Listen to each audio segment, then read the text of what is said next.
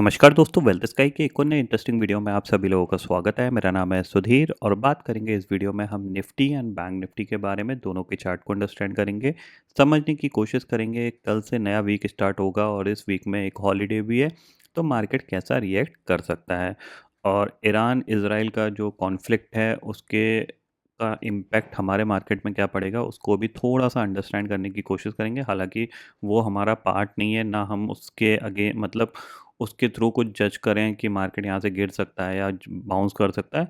हम थोड़ा सा समझने की कोशिश करेंगे कि ऐसी सिचुएशन में मार्केट क्या करता है। बट उससे पहले एक इम्पॉर्टेंट चीज़ है, वो आप लोगों के साथ मैं शेयर करना चाहता हूँ। ठीक है, देखिए ओवर द ये 2-3 दिन मैं थोड़ा सा घर के रिनोवेशन में बिज़ी था, थोड़ा सा तो वीडियो नहीं बना पा रहा था। बट इस बीच मैंने बहुत सारे लोगों से बात करी जो अपने मतलब मेरे कभी जिन्होंने कोई कोर्स लिया था या फिर जिन्होंने यूट्यूब पे देखा, उन्होंने कुछ अपना एक्सपीरियंस शेयर करने की कोशिश करी। तो लगभग 40-50 लोगों से मैंने ओवर द वीकेंड या ये पिछले 2-3 दिन में बात करी। ज़्यादातर लोगों का जो मार्केट में जो बेसिकली जो उनका मेन प्रॉब्लम था वो ये था कि वो 2-3 दिन पैसे कमा लेते हैं, लेकिन फिर क्या होता है कि एक दिन ख़राब आता है और वो बड़ा लॉस कर देते हैं।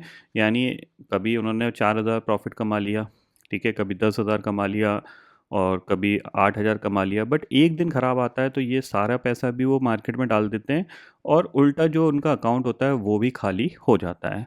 तो ये प्रॉब्लम सबके साथ है, ऐसा नहीं है कि ये प्रॉब्लम मतलब इन्हीं लोगों के साथ है, ये प्रॉब्लम सबके साथ है, मेरे साथ भी थी। तो इसका सिर्फ एक ही सॉल्यूशन है।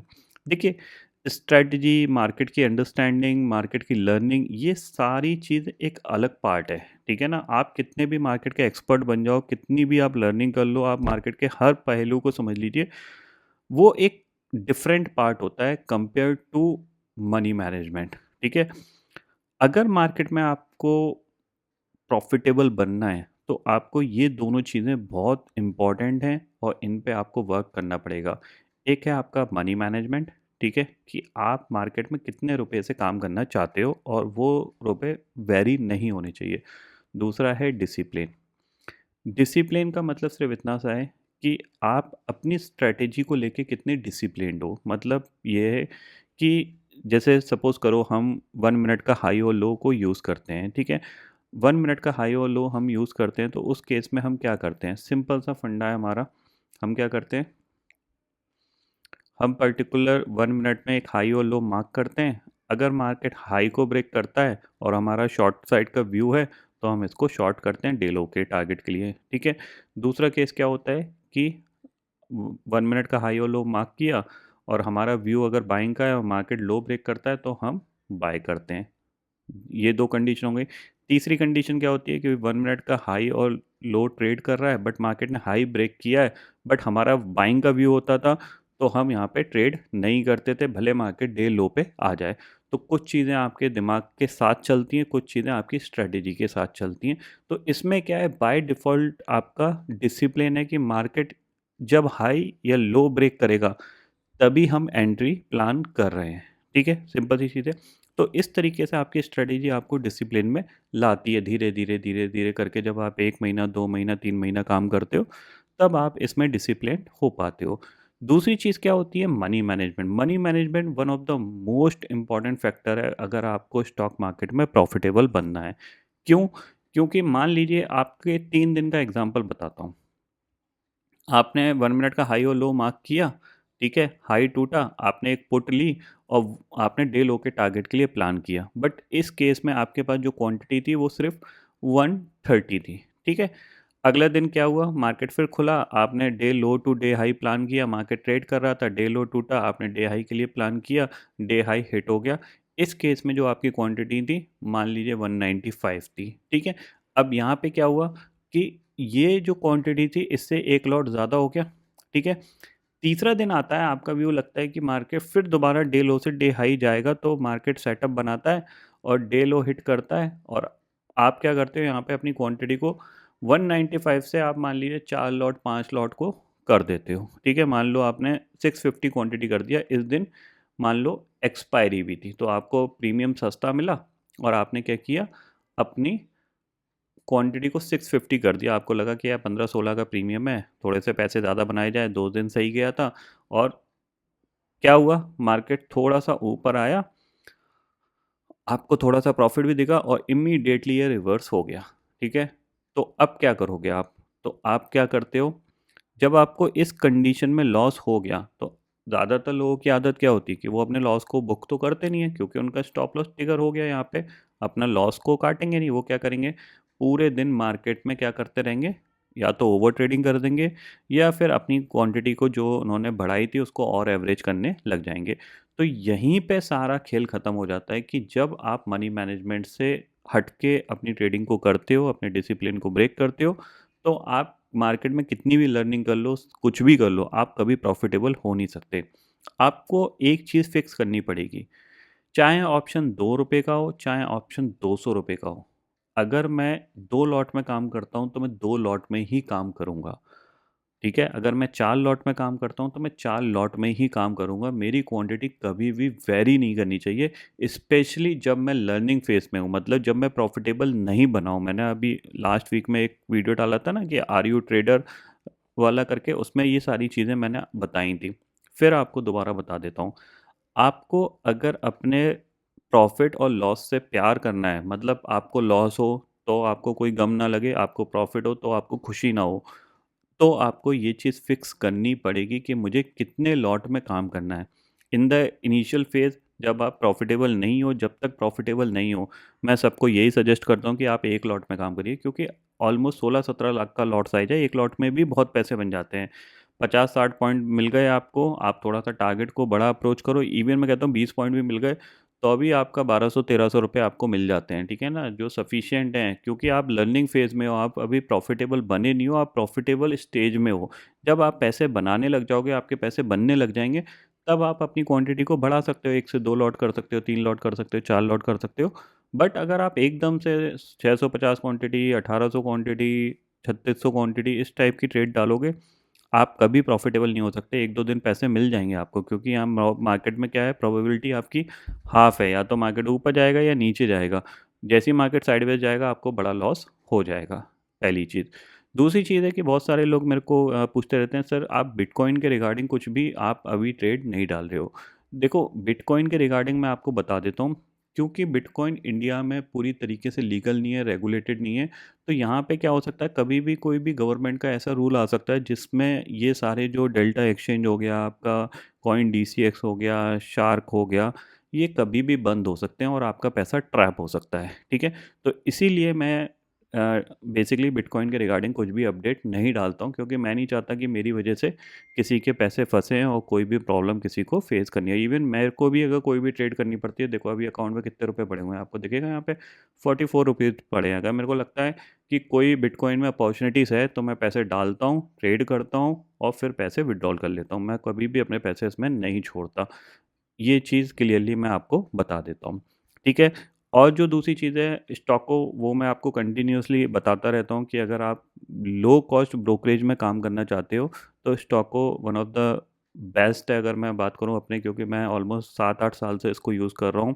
पहले एसएस था, फिर इन्होंने अपना रीब्रांड किया स्टॉको, और राइट नाउ अब इनको इनक्रेड ने एक्वायर्ड कर लिया है। तो बेसिकली इनक्रेड काफ़ी बड़ी कंपनी है, ऐसा नहीं है कि छोटी है, इसका आईपीओ भी आने वाला है बहुत जल्दी इनक्रेड मनी का।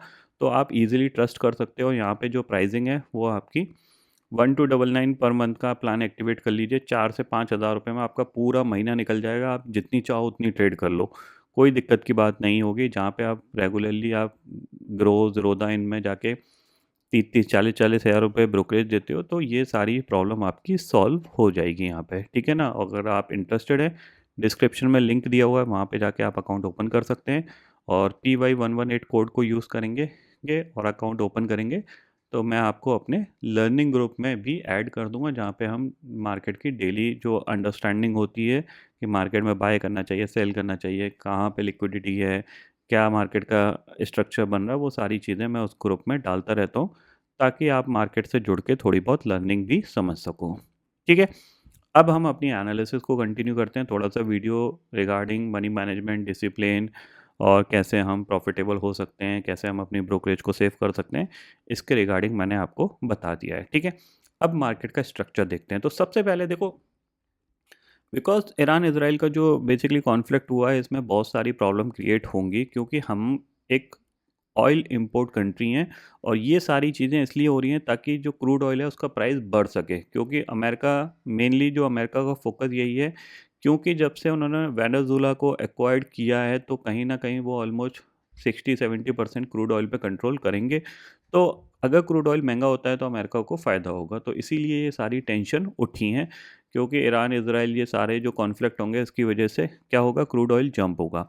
अब प्रॉब्लम ये है कि क्या वास्तव में जंप होगा, क्योंकि मार्केट ये सारी सिचुएशन ऑलरेडी पहले भी देख चुका है। रशिया यूक्रेन हो गया, फिर आपका ये अमेरिका वेनेजुला हो गया, और भी बीच में छोटे-छोटे देश भी लड़ते रहे आपस में।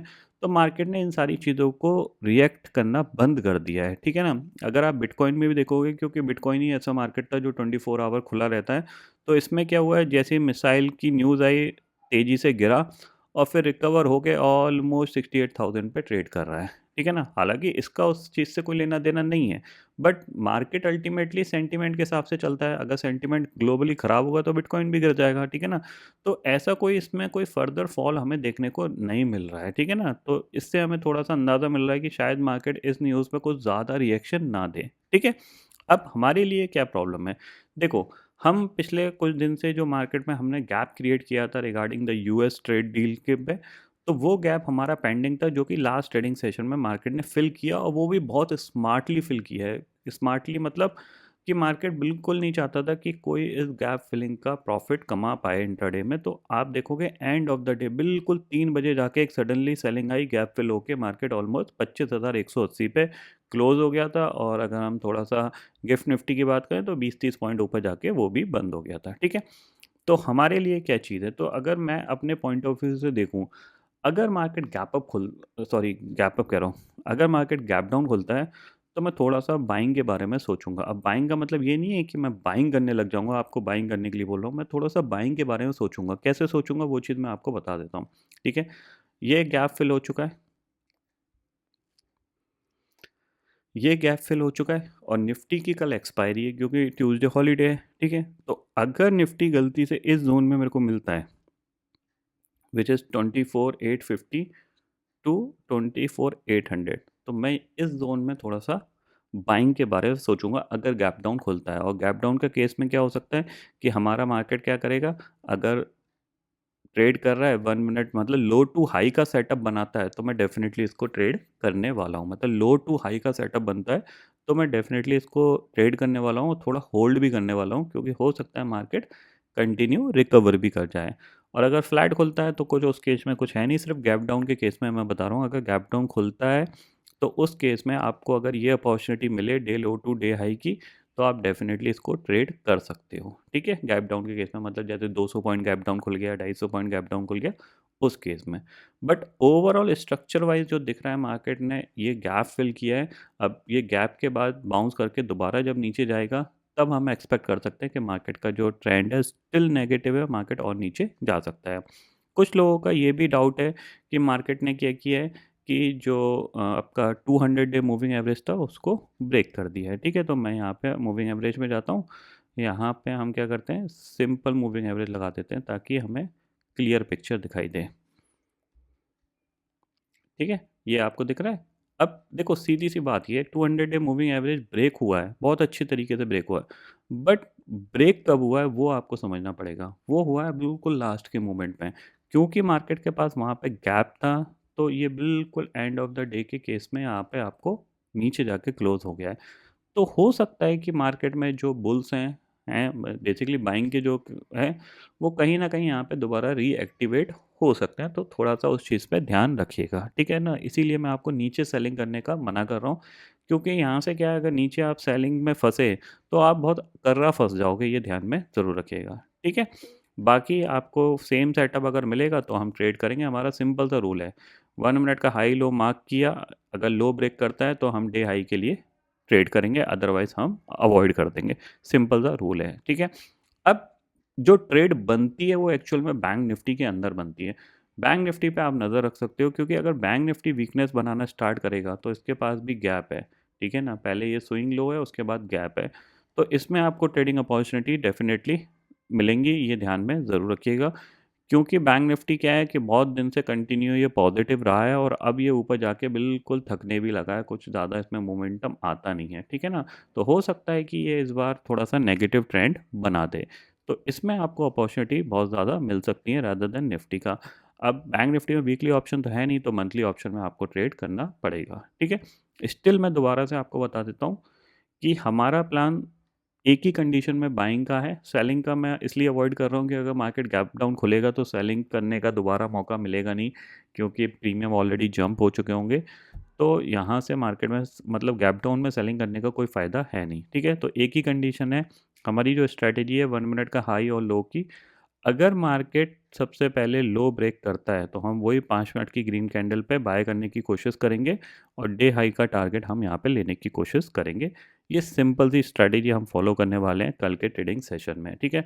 अगर मार्केट 1 मिनट का हाई और लो बनाता है और हाई ब्रेक करता है तो हम इसमें कुछ नहीं कर सकते, हम इसी कंडीशन में करेंगे कि पहले ये लो ब्रेक करे और फिर ऊपर की तरफ मूव करने की कोशिश करे, ठीक है। इतना आपको समझ में आ गया। बाकी कुछ ऐसा मार्केट में फ़िलहाल तो है नहीं जिसके रिगार्डिंग मैं आपको बताऊं। तो फिलहाल दोस्तों इस वीडियो में इतना ही है। आई होप ये वीडियो आपको पसंद आएगा। वीडियो पसंद आता तो लाइक और शेयर ज़रूर करिएगा और चैनल को जो सब्सक्राइब कर लीजिए, क्योंकि मैं सुधीर लेके आता रहूँगा हर दिन आपके लिए नए नए वीडियो। इसी के साथ शुक्रिया दोस्तों। जय हिंद।